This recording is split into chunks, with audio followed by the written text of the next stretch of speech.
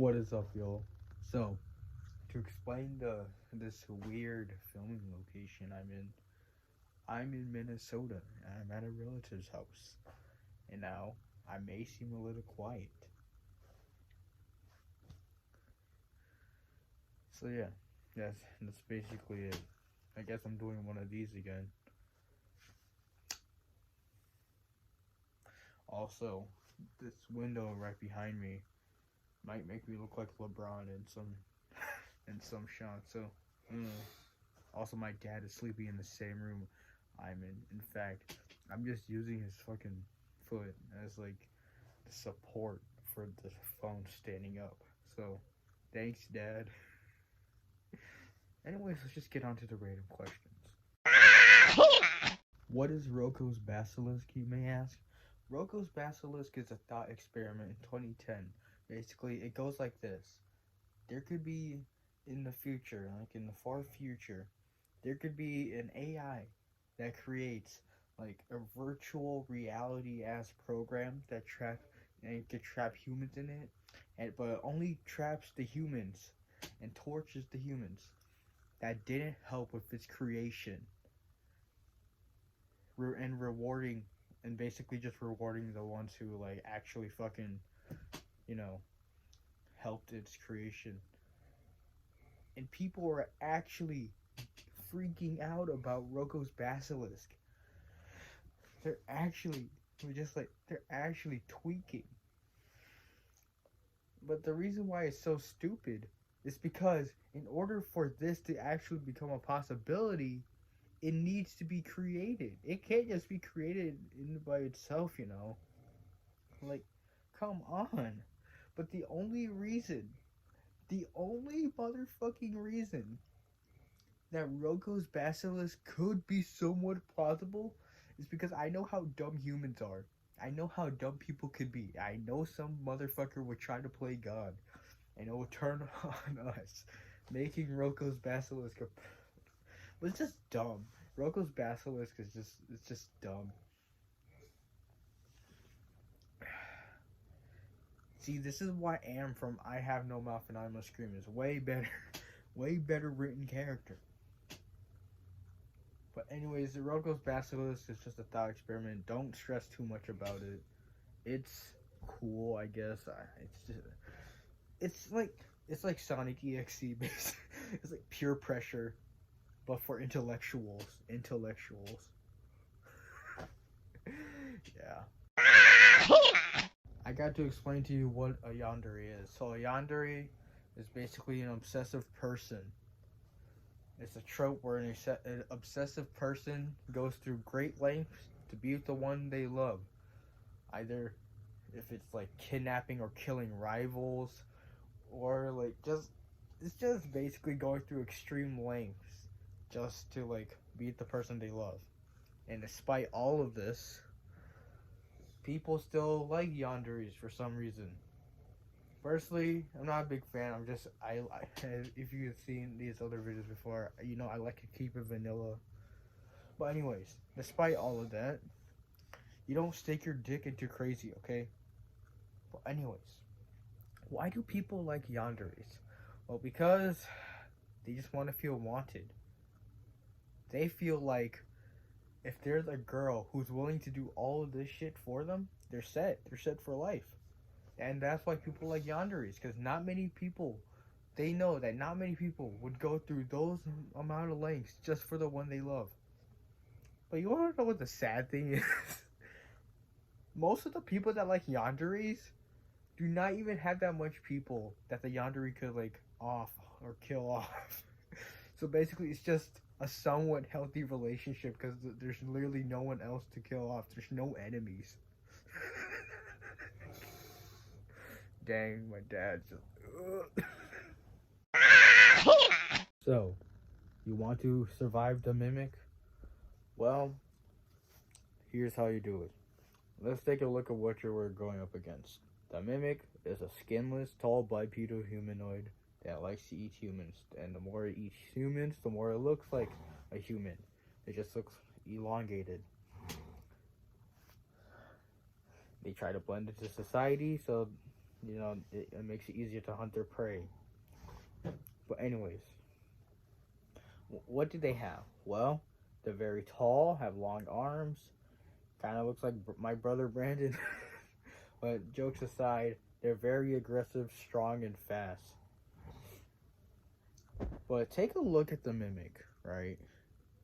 What do you notice about it? That's right. There's no fucking fat on the mimic. Nothing at all. It's just all muscle, nothing else. They have fast twitch muscle reflexes. They're known to break down fucking doors.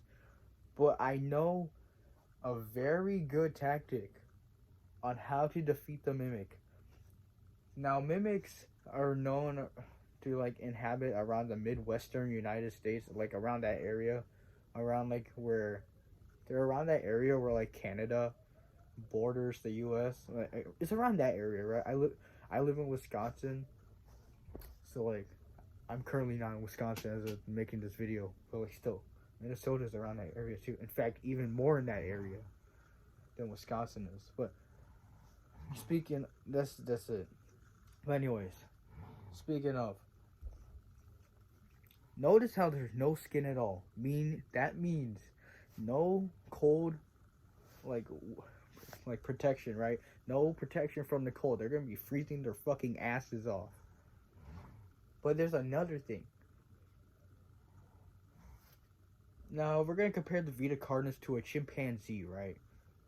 Both of them, if you see like a hairless chimp, you can notice all the fucking muscles they have, right? You see all their muscles? They're fucking swole. The Vitacarnus, basically just the same thing. Long, lanky ass arms, but they're fast, agile, and aggressive. Literally me. It's just a literally me character. But anyways, that's not the point. One detail that you can note that chimps, like surviving a chimp attack, one detail that you have to remember, chimps don't know how to swim. More so the fact that they're so fucking jacked that they can't swim at all. They'll just think, in water, chimps will drown. Because if you learn like basic human biology, you will know that the more muscles you have, the harder it is for you to swim. That's like basic human biology. Fat makes it easier for you to float. So that means you can swim, easier. Both chimpanzees and the mimics have little to no fat on their body, which means they will drown. So my plan is, go get a boat or anything that can go into the water and venture out into that bitch. Go to Lake Michigan or something and just camp it out while the mimics are still out there. Now, the mimics are most active at night, but they will sometimes make an appearance during the day, but that's very rare. So every night I want you to go out to Lake Michigan, fucking canoe and kayak that bitch, bruh. Just go to Lake Michigan, just camp out. Sure, if the mimics will see you if you're close to the shore, but what are the chances that they're gonna go over to you? None, because they're gonna fucking drown. They are animals. They are still animals. They still run off of instinct. They will retreat if it feels like the advantages are not on their side. Wisconsin easily wins. These guys are not surviving a fucking blizzard. They are not surviving wind chill. So, best seafood. Honestly, my top 4: softshell crab, king crab, lobster, salmon. Those 4 are goated. They're fucking goated, I tell you. But out of those 4, which one's the best option when it comes to price, ways to cook it, and difficulty to cook it? Easily, out of those 4, salmon is the best option. Salmon is the best seafood. Sure, they're all expensive, but salmon is literally the cheapest option, bro. Like, if you want a pound of either of these, shit, salmon is gonna be like the best option, bro. Like, around where I'm at, it's like $13 to $25 for like a pound of salmon. Every other option is like above like 20, like 50 something. Soft shell crabs, the reason why they're so expensive is because the people who gather the soft shell crabs, they have to like grab them in their like life cycle where their shells are still soft. You have to grab them in that part of the life cycle, so it's just very specific, which makes it very harder for the people collecting them to pull off. Lobsters, they're just expensive.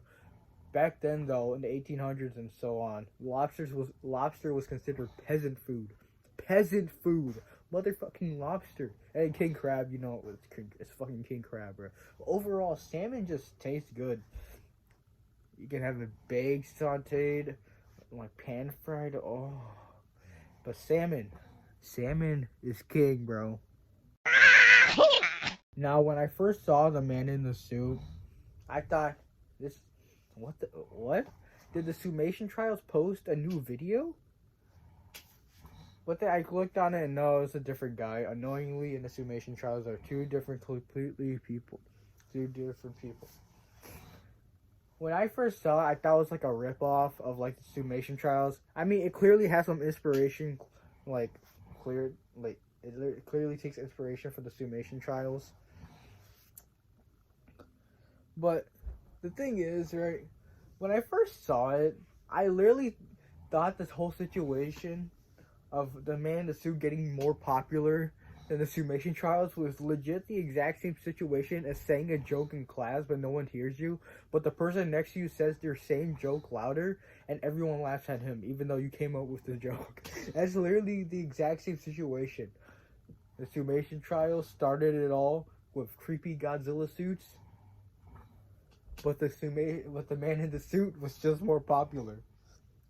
Back then, the best matchup for Summation Trials Godzilla was Wes Craven's New Nightmare Freddy Krueger.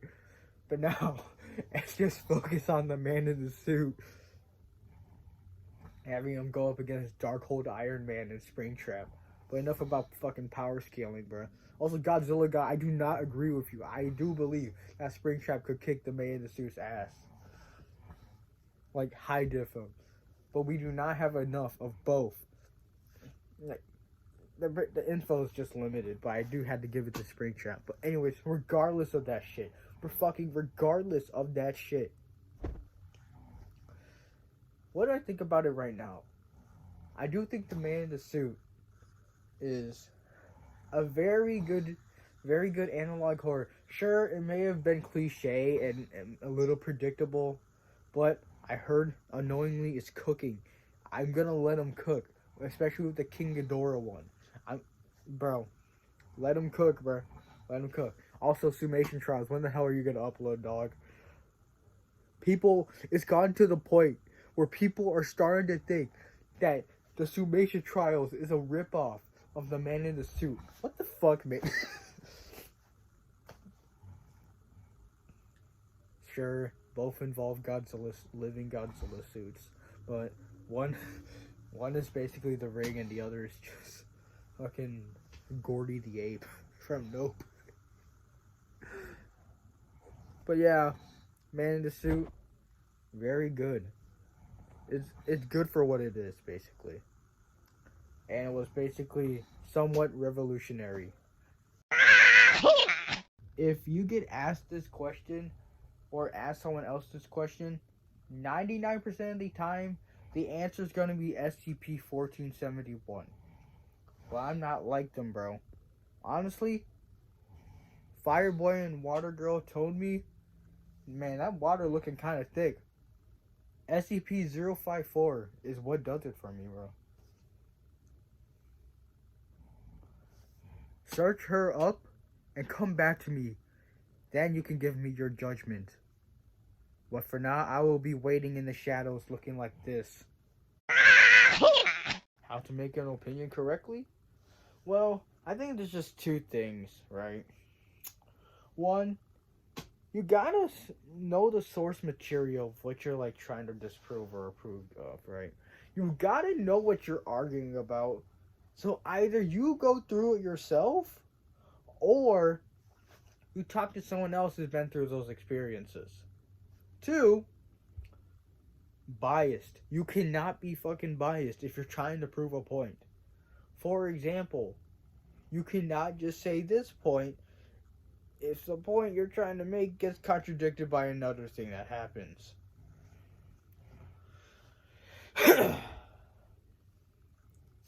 But anyways, for example, this mostly applies to like shows or like just dark humor in general. This mostly applies to any of that, but can be applied to any discussion really. You cannot be biased and you cannot be a hypocrite. Also, you gotta do your fucking research. Those are basically the main components. Why? Well, why can you make fun of that but not make fun of something you like? Like, if you're gonna make a point or an opinion, you gotta know about the downsides of the thing that you like.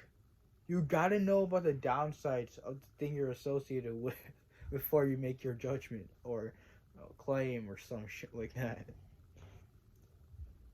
Basically, know more about yourself before before you make a claim about someone else. If you even know what I'm trying to cook up here. Ichigo, Madara, and Zoro. But out of respect out of the GOAT, R.I.P. Akira Toriyama. I'm going to add Dragon Ball. I'm just gonna say Goku Black, favorite character, bro, in Dragon Ball. Honestly, there's really 3 options to choose here, but I gotta go with the lesbian frost demon himself, Frieza. But it's followed by a close second by Wizard Hitler, Suguru Gido, followed then closely in 3rd place by Minority Hunter Zoro. So yeah, there's that. Most racist character is Frieza, bro. Hey y'all, I'm out of the dungeon, the dark mysterious room. Yeah, father was snoring a little too loudly, so I gotta move. Anyways, objectively the best weapon is the spear. I mean, there are a lot of fucking reasons. And there's a lot of reasons for it was easy to use, make, and the materials that made up the spear. This literally consists of just one fucking thing. It can literally just be a piece of wood, sharpened wood. That's it. The spear has been used by our Ooga Booga ancestors ever since the dawn of time. We used that shit to kill our food. The spear can literally be used for everything and anything. It's just a long pokey stick and it's most effective. Plus it's easy to use. Armies would use spears more than swords. That's how good they were. As long as you can keep your enemy in a distance, 90% of the time you're probably gonna win. I know we have like guns now, but come on. Objectively, spear is an all-rounder weapon. Overall, it's best. Now, if you look through my channel, you'll see a plethora of stuff. Like it's a fucking gold mine of cringe. But anyways, it's just weird. It's weird, right? But what's the reason I keep up this stuff? Why do I not private this shit? Well, I got the answer for you. Ooh. I got the answer for you. Basically, I want to keep it up as a reminder of what and what not to do. I keep it as a reminder to myself to never ever stoop that low or stoop that high ever again. Basically, and it's also just for like meta reasons, so you can see how far I've come as a channel. I was experimenting with a bunch of shit. Back then in 2020 during COVID times, quarantine type shit, that was basically the best time to do YouTube, and I instantly hit it. I mean, look where it got me now. I'm like currently 2K subscribers. So yeah, that's That's just what I do. That's why I keep them up. And it's only a small few like videos that I like privated or deleted entirely, either because there's something bad happened, like not like bad, but like just like audio quality, or like it was just completely mute, so I just had to, or some shit that was just too cringy. It was too cringy. Kendrick definitely. Hear me out on this character design. Tell me if it's not peak. So, it's a robot, right? But he wears a poncho, has a stereotypical Mexican mustache, and wears those Vietnamese rice farmer hats. And he's a gunslinger too, or a bounty hunter. And his name? Machino, or Machino. Machine and Chino. Come on, y'all. Tell me that's not P. Alone at the edge of a universe, humming a tune.